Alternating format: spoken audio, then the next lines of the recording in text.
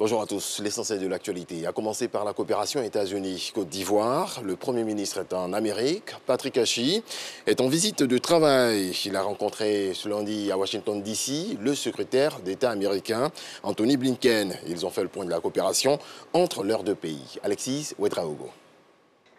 L'offensive diplomatique ivoirienne est lancée aux États-Unis d'Amérique. Tout le long de cette semaine, le Premier ministre Patrick Achi est sur Washington, D.C. pour présenter la destination Côte d'Ivoire, mais surtout améliorer la perception des investisseurs sur le potentiel et les opportunités de la sous-région ouest-africaine. Ce lundi, Patrick Achi rencontre Anthony Blinken, secrétaire d'État américain. C'est lui qui met en œuvre la politique étrangère du gouvernement américain. Nous avons des investissements publics à faire dans l'ensemble du pays, non seulement des infrastructures sociales pour les populations, mais également des investissements dans l'énergie, dans le transport, dans les ports et les aéroports, pour créer un environnement propice à la traite des investisseurs privés. En plus de tout cela, nous avons l'évolution mondiale que nous constatons avec les facteurs géopolitiques que vous voyez, aussi bien en Ukraine, ici et là, ailleurs, qui concourent à accroître l'inflation.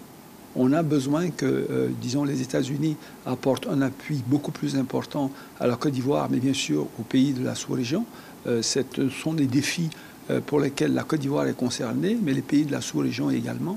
Mais pour l'importance que représente la Côte d'Ivoire dans la sous-région, il est évident qu'on devient un enjeu majeur de stabilité sous-régionale. Nous avons également invité le secrétaire d'État à visiter la Côte d'Ivoire. Nous avons dit que le président de la République nous avait demandé de lui faire cette invitation. Donc je pense que sur l'ensemble des sujets qui ont été abordés, le secrétaire d'État a été extrêmement réceptif et il nous a garanti que, bien sûr, les États-Unis se tenaient à côté de la Côte d'Ivoire.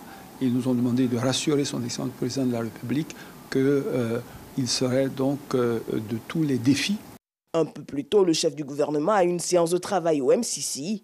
Au cœur des échanges, l'accompagnement du groupe sur les questions d'éducation, d'énergie, d'infrastructure. Nous accompagnons la Côte d'Ivoire dans son plan de développement et l'éducation, le transport et l'énergie sont au centre de ce plan de développement. Et là, nous sommes dans une logique d'accélérer les choses, comme l'a dit le Premier ministre, de fast-track le développement. Donc, nous avons eu un échange assez détaillé sur des éléments clés de la mise en œuvre et je pense que nous allons trouver les voies et moyens d'amener ce compact à sa mise en œuvre dans le délai imparti.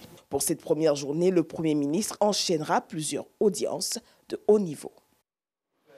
Les travaux de la 66e commission de la condition de la femme ont débuté ce lundi à l'ONU à New York.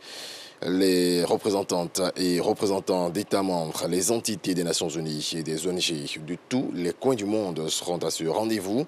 C'est le plus grand rassemblement annuel de l'ONU, des défenseurs de l'égalité des sexes au monde.